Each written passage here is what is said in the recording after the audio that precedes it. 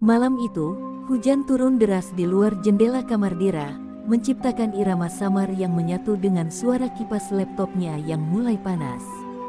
Di hadapannya, layar menampilkan film Tinker Bell, film yang sudah ia tonton berkali-kali sejak kecil.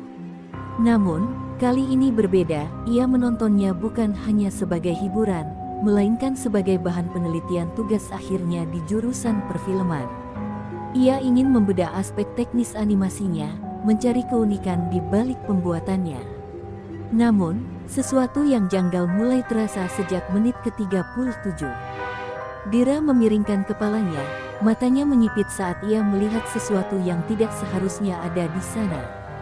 Dalam salah satu adegan di hutan piksi, di antara dedaunan hijau yang bergoyang, muncul sosok peri mungil yang tidak ia kenali.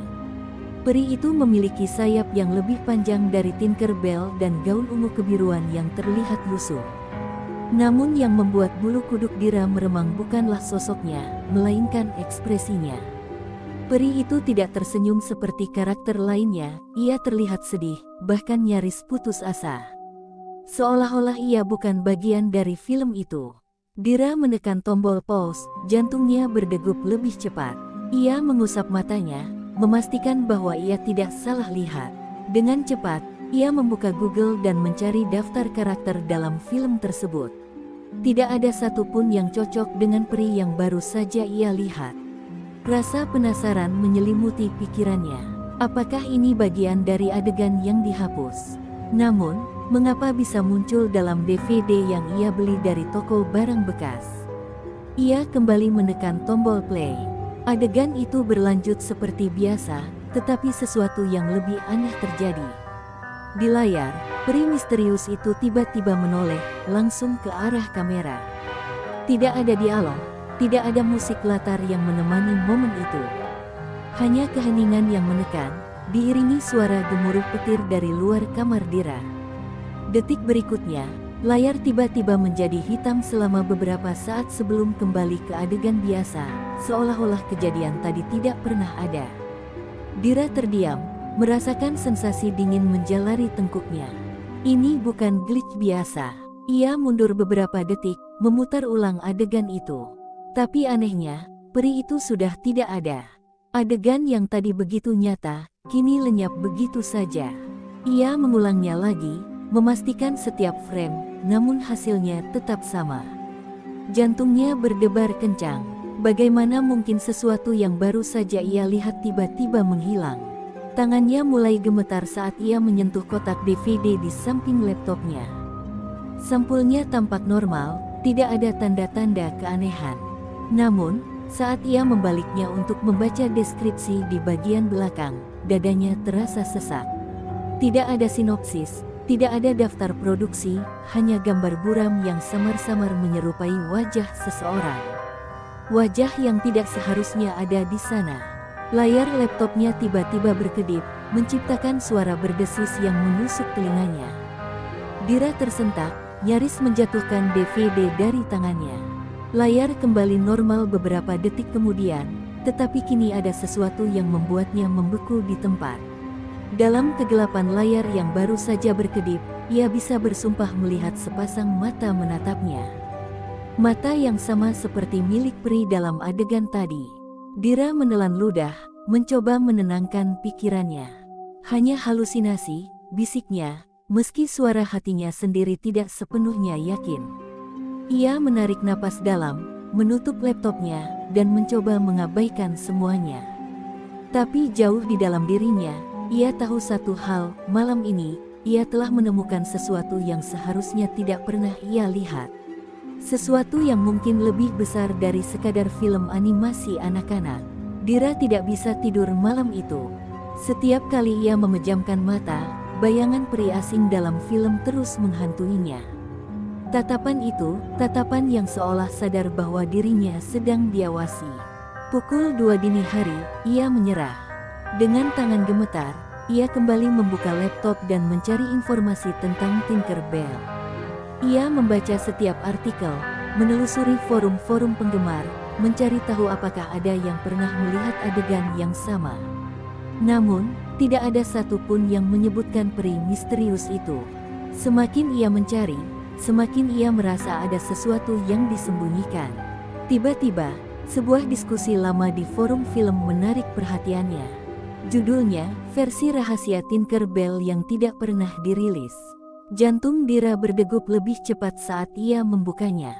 Seorang pengguna anonim menulis tentang rumor bahwa Disney pernah membuat versi awal Tinker Bell yang berbeda dari yang ditayangkan di bioskop dan rilis resmi.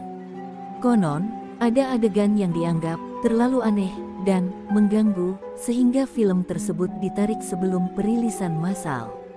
Tidak ada bukti konkret, hanya cerita samar yang tak pernah dibahas lebih lanjut. Dira menggigit bibirnya, merasa bahwa ia telah menyentuh sesuatu yang lebih besar dari sekadar kesalahan teknis di DVD bekas. Jika rumor ini benar, apakah mungkin film yang ia miliki adalah salah satu salinan yang lolos dari penyimpanan? Ia segera membuka forum lain dan mencari tahu lebih jauh. Setelah berjam-jam menyelidiki, ia menemukan sebuah nama yang terus muncul dalam berbagai diskusi, Lucas Reinhardt, seorang animator yang bekerja dalam proyek Tinker Bell dan tiba-tiba menghilang dari industri film. Nama itu membuat bulu kuduknya meremang. Ia mengetik Lucas Reinhardt Disney di mesin pencari, berharap menemukan sesuatu yang bisa menjelaskan keberadaannya. Hasil pencarian menunjukkan beberapa artikel lama tentang dirinya, kebanyakan membahas karyanya dalam animasi. Namun, saat Dira menggali lebih dalam, ia menemukan sesuatu yang jauh lebih mengganggu, sebuah berita dari tahun 2008 yang menyatakan bahwa Lucas Reinhardt menghilang secara misterius tak lama setelah film Tinker Bell dirilis. Tidak ada jejak, tidak ada saksi, hanya apartemen kosong yang ditinggalkannya begitu saja. Dira merasa udara di sekelilingnya semakin dingin. Ini bukan kebetulan. Sosok peri asing dalam film, rumor versi rahasia, dan hilangnya animator ini, semuanya seperti kepingan puzzle yang belum tersusun. Dengan hati-hati, ia kembali membuka DVD yang tadi ia tonton. Ia meneliti setiap detailnya, meraba permukaannya, mencoba mencari sesuatu yang aneh. Dan saat ia membaliknya ke bagian belakang, jantungnya nyaris berhenti. Ada goresan samar di tepi cakram, sesuatu yang hampir tidak terlihat jika tidak diamati dengan saksama. Dira membawa DVD itu lebih dekat ke cahaya, berusaha membaca tulisan kecil yang tergurat di sana. Setelah beberapa saat, ia bisa melihatnya dengan jelas, "They erased me." Tangannya mendadak dingin. Ia mundur perlahan, merasa seolah-olah ada sesuatu yang mengawasinya dari balik layar laptopnya. Kata-kata itu, siapa yang menuliskannya? Apakah ini hanya kebetulan, atau ada seseorang, atau sesuatu, yang ingin menyampaikan pesan? Ia merasakan napasnya memburu, pikirannya berputar liar. Jika ada yang benar-benar dihapus dari film ini, apakah mungkin peri yang ia lihat adalah bagian dari sesuatu yang lebih gelap? Layar laptopnya tiba-tiba menyala kembali, meskipun ia yakin telah menutupnya tadi. Kali ini, tidak ada apa-apa selain halaman kosong dengan satu kalimat yang muncul perlahan di tengahnya, seolah-olah sedang diketik oleh tangan tak terlihat. "Jangan cari aku." Dira terperanjat, nyaris menjerit. Dengan panik, ia menutup laptopnya, mendorongnya menjauh seperti benda itu bisa membahayakannya. Jantungnya berdegup kencang, tangannya masih gemetar. Namun, di dalam dirinya, ia tahu satu hal, ia sudah terlalu dalam. Misteri ini bukan sesuatu yang bisa ia abaikan begitu saja. Dan semakin ia menggali, semakin ia merasa bahwa ada sesuatu di luar sana yang tidak ingin ditemukan. Dira tidak bisa mengabaikan apa yang baru saja terjadi. Tulisan itu, "Jangan cari aku," masih terbayang jelas di kepalanya, seolah-olah seseorang atau sesuatu sedang memperingatkannya. Namun, alih-alih merasa takut, rasa penasaran dalam dirinya semakin membara. Jika memang ada sesuatu yang dihapus dari film Tinker Bell, maka ia harus tahu alasannya. Ia mengambil napas dalam-dalam, berusaha menenangkan pikirannya. Satu-satunya cara untuk mendapatkan jawaban adalah dengan mencari tahu lebih jauh tentang Lucas Reinhardt dan film ini. Malam itu, ia bergabung dengan forum-forum penggemar Disney dan mulai membuka berbagai topik lama yang membahas misteri seputar Tinker Bell. Kebanyakan hanyalah teori konspirasi tanpa bukti konkret, tetapi satu unggahan menarik perhatiannya. Seorang pengguna bernama Ghostanimator 23 mengklaim bahwa ia pernah bekerja sebagai asisten animator dalam proyek tersebut dan mendengar rumor tentang adegan terlarang yang dihapus sebelum rilis resmi. Anehnya, tak lama setelah ia memposting cerita itu, akunnya dinonaktifkan dan semua unggahannya dihapus. Dira merasakan getaran aneh di punggungnya. Ini bukan sekadar kebetulan. Dengan hati-hati, ia mencari arsip forum yang masih menyimpan jejak unggahan Ghostanimator 23. Setelah beberapa saat, ia menemukannya. Pesan terakhir dari akun itu membuatnya membeku. Aku tidak tahu apakah ini benar atau tidak, tapi semua animator senior selalu berbisik tentang peri yang hilang. Mereka bilang ada karakter yang seharusnya menjadi bagian dari film ini, tapi entah kenapa, dia dihapus begitu saja. Bukan hanya dari filmnya, tapi dari semua dokumen, konsep seni, bahkan ingatan orang-orang. Mereka bilang, dia tidak seharusnya ada. Dira menelan ludah. Bagaimana mungkin sebuah karakter bisa benar-benar dihapus sampai tidak ada yang mengingatnya? Ini terdengar seperti sesuatu yang mustahil, tetapi bukankah ia sendiri telah melihat peri misterius itu dalam film? Jika karakter ini benar-benar pernah ada, siapa yang menghapusnya? Dan yang lebih penting, mengapa? Ia mengambil DVD yang masih tergeletak di meja, mengamatinya dengan seksama. Hatinya berdebar saat ia berpikir untuk menonton ulang film itu. Namun, sebelum ia sempat memasukkannya ke dalam laptop, sesuatu yang aneh terjadi. Lampu kamar tiba-tiba berkedip, lalu mati selama beberapa detik. Dalam kegelapan itu, ia mendengar suara samar, suara seperti bisikan kecil, nyaris tidak terdengar, tetapi cukup untuk membuat bulu kuduknya berdiri. Saat lampu kembali menyala, Dira tersentak. Di layar laptopnya yang seharusnya mati, ada sesuatu yang muncul. Bukan layar utama, bukan tampilan beranda, melainkan cuplikan dari Tinker Bell. Tapi bukan bagian yang biasa ia lihat. Di sana, di tengah hutan Pixie Hollow yang sunyi, berdiri sosok peri itu. Ia tidak bergerak, tidak berbicara. Ia hanya berdiri di antara bayangan pepohonan, menatap langsung ke arah layar. Dira menahan napas. Ini tidak mungkin. Ia bahkan belum memutar DVD-nya. Namun sebelum ia bisa bereaksi, video itu tiba-tiba berhenti. Layar menjadi gelap, menyisakan hanya satu kalimat dalam huruf putih kecil, "Mereka menghapusku, tapi aku masih di sini." Dira mundur dengan napas tersengal. Ini bukan lagi sekadar anomali dalam film. Ini nyata, dan entah bagaimana, peri yang hilang itu masih berusaha untuk ditemukan. Dira menatap layar laptopnya dengan napas tertahan. Kata-kata itu, "Mereka menghapusku, tapi aku masih di sini," terasa seperti bisikan dari dunia yang seharusnya tidak ada. Tangannya gemetar saat ia menekan tombol pada keyboard, mencoba menutup layar hitam yang menampilkan pesan misterius itu. Namun, laptopnya tidak merespons. Layar tetap membisu, seolah-olah menantangnya untuk menerima kebenaran yang mulai mengungkap dirinya sendiri. Pikiran Dira berputar liar. Ia tidak bisa mengabaikan semua ini sebagai kebetulan. Peri yang hilang, DVD aneh, dan jejak animator yang menghilang, semua itu membentuk pola yang semakin jelas. Ia membuka ponselnya dan mencari nama Lucas Reinhardt di media sosial, berharap menemukan sesuatu yang baru. Hasilnya nihil. Akun-akun lama yang pernah menyebutnya tampak tidak aktif atau telah dihapus. Seolah-olah keberadaannya benar-benar dihapus dari sejarah.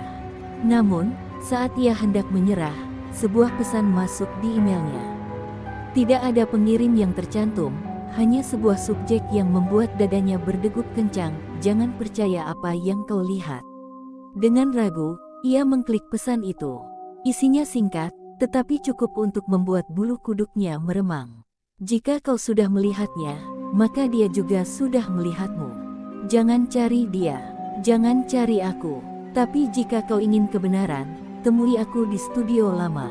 Aku akan menunggumu. Dira membeku. Studio lama? Apa ini berarti studio tempat Tinker Bell pertama kali dibuat? Ia segera mencari informasi dan menemukan bahwa gedung animasi lama Disney pernah direnovasi dan sebagian besar bagian aslinya ditutup. Tetapi ada satu bangunan kecil yang masih berdiri, terlupakan di sudut kota, sebuah tempat yang kini tak lagi digunakan. Meskipun ketakutan mulai merayapi pikirannya, rasa penasaran mengalahkan segalanya. Jika seseorang benar-benar menunggunya di sana, maka mungkin ia bisa mendapatkan jawaban. Tanpa berpikir panjang, ia mengambil jaketnya dan keluar dari kamar. Langit di luar gelap, angin malam bertiup dingin saat ia melangkah ke dalam taksi yang akan membawanya ke studio tersebut. Sepanjang perjalanan, ia terus memikirkan pesan itu. Siapa yang mengirimnya? Mengapa orang itu tahu tentang apa yang ia alami? Dan yang paling penting, siapa sebenarnya peri yang hilang itu? Ia menggenggam erat DVD dalam tasnya, merasa seolah-olah benda itu adalah kunci dari segala misteri ini. Saat mobil berhenti di depan gedung tua yang sudah terbengkalai, Dira merasakan detak jantungnya semakin kencang. Jendela-jendela kaca gedung itu gelap dan berdebu, seolah-olah sudah lama tidak tersentuh. Tak ada tanda-tanda kehidupan di sekitarnya. Namun, sebelum ia sempat ragu, ponselnya bergetar. Sebuah pesan baru muncul, tanpa nama pengirim, jangan masuk sendirian. Dira menelan ludah. Ini bukan lagi sekadar misteri. Ini adalah panggilan dari masa lalu yang seharusnya tetap terkubur. Dan kini, ia sudah terlalu dalam untuk berbalik arah. Dira berdiri di depan gedung tua yang menjulang sunyi di tengah kegelapan. Hanya lampu jalan redup yang menerangi pintu berkarat di depannya. Angin malam berdesir pelan, membawa suara samar yang entah berasal dari mana. Ponselnya masih bergetar di tangannya, pesan tanpa nama pengirim itu menatapnya dari layar, jangan masuk sendirian. Jantungnya berdebar keras, tapi rasa penasaran yang membara mengalahkan ketakutannya. Tidak ada waktu untuk mundur. Ia menggenggam erat DVD yang tersimpan di dalam tasnya, lalu dengan tangan gemetar, ia mendorong pintu kayu yang sudah lapuk itu. Pintu terbuka dengan suara derit panjang yang mengoyak kesunyian. Di dalam, udara terasa lebih dingin dari yang seharusnya. Cahaya bulan yang menembus jendela-jendela pecah menyorot perabotan lama yang tertutup debu. Lantai kayu berderak di bawah langkahnya, menciptakan gema yang membuatnya merasa dia tidak sendirian. Dira menyorotkan ponselnya ke sekeliling ruangan, berharap menemukan tanda-tanda seseorang yang mengundangnya ke sini. Namun, yang ia temukan hanyalah dinding-dinding berlumut yang dipenuhi sketsa tua karakter animasi, sebagian besar dari film Tinker Bell. Tapi ada sesuatu yang aneh. Salah satu sketsa di dinding terlihat berbeda dari yang lain. Goresan pensilnya lebih kasar, lebih tergesa-gesa, seolah digambar dalam ketakutan. Dira mendekat dan membekukan napasnya saat melihat sosok yang tergambar di sana. Itu peri yang sama, peri yang tidak seharusnya ada. Ia menelusuri dinding itu dengan jemarinya yang gemetar, matanya terpaku pada goresan samar di bawah sketsa tersebut. Dia bukan bagian dari cerita. Jangan biarkan dia keluar. Sebelum Dira sempat mencerna arti tulisan itu, terdengar suara sesuatu jatuh dari lantai atas. Ia tersentak, sorot lampu ponselnya bergetar saat ia mengarahkannya ke tangga kayu yang menuju lantai 2. Ada seseorang di atas sana. Atau sesuatu. Napasnya tercekat, tetapi ia memaksa kakinya melangkah menaiki tangga, satu persatu, dengan jantung berdebar seakan bisa meledak kapan saja.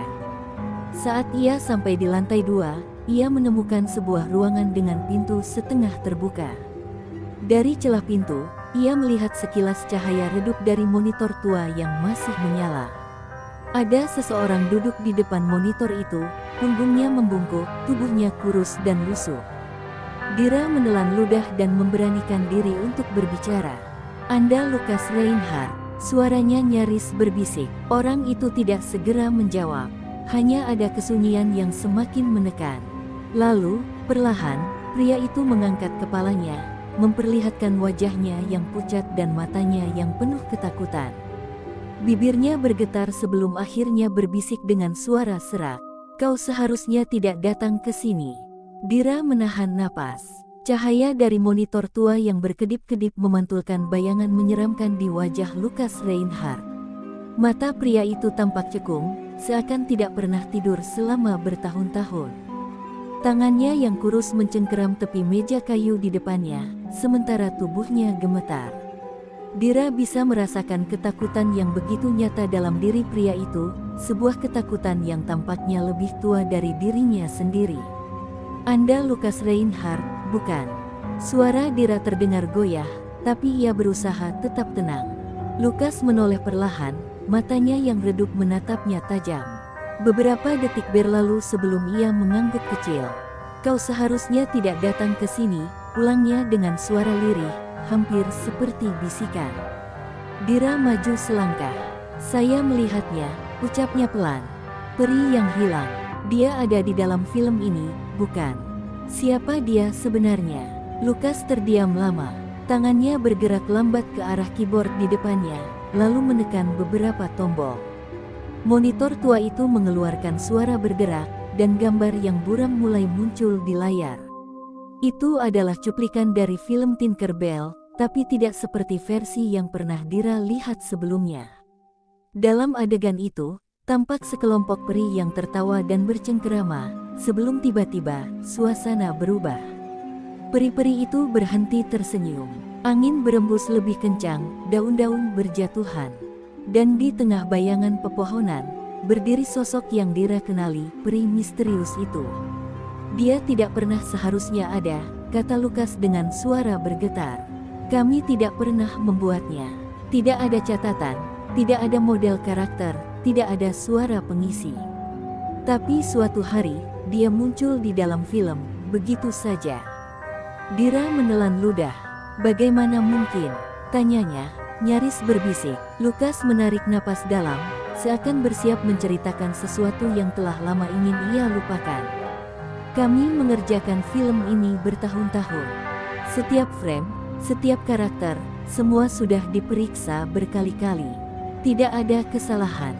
Tapi suatu hari, saat kami hampir menyelesaikannya, seorang animator menemukan sesuatu dalam salah satu rekaman mentah, adegan yang tidak pernah kami buat." Ia menunjuk ke monitor, di mana gambar peri misterius itu kini memenuhi layar. Mata hitamnya yang besar menatap langsung ke arah kamera, seolah-olah ia menyadari bahwa seseorang sedang memperhatikannya. Lukas melanjutkan dengan suara serak, "Awalnya kami mengira ini hanya kesalahan teknis. Tapi setiap kali kami menghapusnya, dia selalu kembali. Lebih lama, lebih jelas, dan setiap kali ekspresinya berubah. Seperti sedang mencoba mengatakan sesuatu." Dira merasa udara di ruangan itu semakin berat. Ada sesuatu yang jauh lebih besar dari sekadar kesalahan dalam animasi. "Jadi, kalian menghapusnya?" tanyanya pelan. Lukas menggeleng lemah. "Kami mencoba, tapi kemudian orang-orang mulai menghilang." Dira menegang. "Apa maksud Anda, menghilang?" Lukas menatapnya dengan mata kosong, seolah-olah sedang mengingat sesuatu yang mengerikan. Satu persatu, animator yang melihatnya mulai berhenti datang ke studio. Beberapa menghilang begitu saja, tidak pernah ditemukan. Beberapa lagi, mati dalam keadaan yang tidak bisa dijelaskan. Ia menghela napas panjang sebelum melanjutkan, "Dan akhirnya, aku satu-satunya yang tersisa." Ruangan itu terasa semakin sunyi. Dira bisa merasakan detak jantungnya berpacu lebih cepat. Ini bukan lagi sekadar misteri tentang film yang hilang. Ada sesuatu yang jauh lebih menyeramkan dari yang pernah ia bayangkan. Lukas memandangnya dengan ekspresi putus asa. "Kau sudah melihatnya, bukan?" Dira hanya bisa mengangguk. Lukas menutup matanya, lalu berbisik dengan suara penuh ketakutan. "Kalau begitu, dia sudah melihatmu juga." Dira merasakan darahnya membeku. Kata-kata Lukas terngiang di telinganya seperti bisikan dari kegelapan. "Kalau begitu, dia sudah melihatmu juga." Matanya membelalak, napasnya tertahan di tenggorokan. "Apa maksudnya? Apakah itu berarti peri misterius itu kini mengejarnya? Lukas menatapnya dengan pandangan penuh belas kasihan. Wajahnya yang pucat tampak lebih suram dari sebelumnya. Aku tidak tahu bagaimana dia muncul pertama kali, katanya lirih. Tapi aku tahu satu hal, setiap orang yang melihatnya tidak akan bisa lari. Dia akan terus menghantui mereka, sampai mereka menghilang. Dira mundur selangkah, rasa panik mulai mencengkeramnya. Tapi ini hanya karakter dalam film, kan?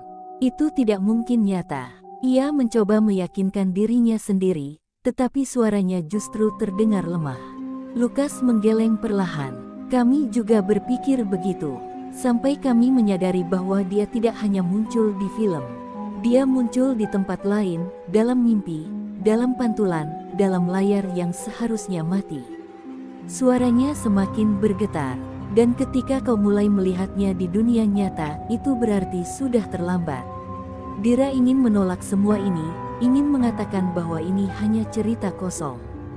Namun, sesuatu di dalam dirinya tahu bahwa Lukas tidak berbohong. Ia sudah melihat keanehan-keanehan itu sendiri, DVD yang berubah, layar laptop yang menyala sendiri, sosok itu yang terus menatapnya seolah sadar akan keberadaannya. Lukas tiba-tiba bangkit dari kursinya, matanya liar. Kau harus pergi. Sekarang. Ia meraih tumpukan kertas dan membuka salah satu laci meja dengan terburu-buru, mengeluarkan sesuatu yang tampak seperti gulungan film tua. Ini adalah satu-satunya bukti yang tersisa sebelum mereka menghapus semuanya. Ia menyerahkan gulungan itu kepada Dira dengan tangan gemetar. Bawa ini dan hancurkan. Itu satu-satunya cara. Dira memandang gulungan film itu dengan ragu. Tapi, bagaimana bisa ini menghentikannya? Lukas menatapnya dalam-dalam, lalu berkata dengan suara hampir berbisik karena dia berasal dari sini. Jika rekaman ini dihancurkan, mungkin dia akan ikut lenyap. Ia menarik napas dalam. Tapi jika kau terlambat, maka kau akan menjadi bagian dari cerita ini selamanya. Sebelum Dira bisa menjawab, sesuatu di dalam studio berubah. Lampu mulai berkedip-kedip, udara menjadi lebih dingin, dan suara samar seperti bisikan terdengar di antara celah dinding. Lukas langsung membelalakkan mata, wajahnya memucat. Ia berbisik panik, dia sudah datang. Dira merasakan jantungnya nyaris berhenti. Dari sudut matanya, ia melihat sesuatu bergerak di kegelapan. Sosok kecil, kurus, dengan sayap yang hampir transparan, dan sepasang mata hitam yang menatapnya tanpa berkedip. Peri itu kini ada di sini. Dan dia tidak sendiri. Dira membeku di tempatnya. Sosok itu kini berdiri di sudut ruangan, tubuhnya setengah tersembunyi dalam bayangan. Matanya yang hitam pekat memancarkan sesuatu yang tidak bisa dijelaskan, bukan amarah, bukan kesedihan, tapi lebih seperti kesadaran. Seakan-akan peri itu tahu segalanya, tahu siapa Dira, tahu mengapa ia ada di sini. Lukas gemetar hebat di sampingnya. Tangannya mencengkeram lengan Dira dengan kuat. Jangan tatap matanya, bisiknya penuh ketakutan. Dia tidak boleh tahu kau benar-benar melihatnya.